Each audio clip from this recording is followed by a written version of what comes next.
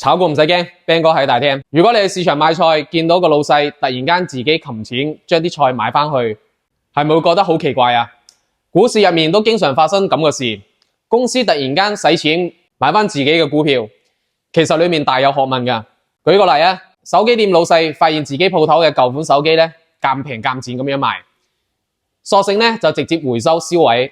同樣嘅道理，當一間公司覺得自己股價被低估咗，就會用現金喺市場買返股票，一係就註銷，相當於減少流通股；一係就留住當係庫存機，可以用於後面嘅股權激勵。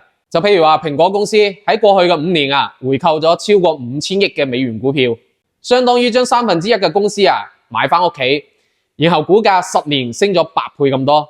咁又話返轉頭啊，公司點解要自導自演買返自己公司嘅股票呢？其實係有原因嘅。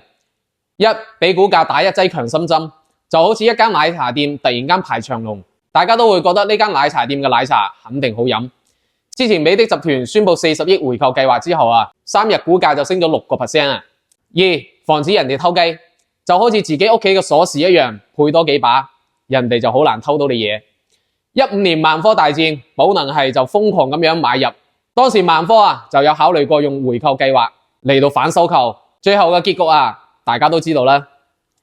三，俾員工發虛擬彩票，好多公司將回購股票當成係員工激勵，相當於俾團隊發唔使兌現金嘅彩票。咁老友記，我哋又應該點樣應對股票回購呢？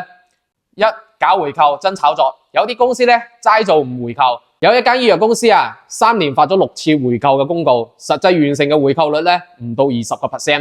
二，借回購掩護減持，就好似商場裏面全場5折嘅招牌下面放埋晒啲預先升咗價嘅商品，完全係無賴行為有啲公司一邊回購一邊俾大股東減持套現。三，衝大頭鬼，現金流緊張嘅公司夾硬回購，就好似啲後生仔借錢買奢侈品一樣。之前有一間房企喺債務壓頂嘅時候咧，就強行回購，3個月之後就暴雷，你話係咪攞嚟衰啊？所以話睇到公司回購，唔好即刻以為係咩重大利好，一味向前衝，要學下我阿媽行超市嘅智慧，睇下係咪真係打折先。呢間公司賬戶裏面有冇錢回購？二，睇佢值唔值呢個價，呢間公司本身係咪賤平賤賤賣嘅？三，睇保質期過咗未？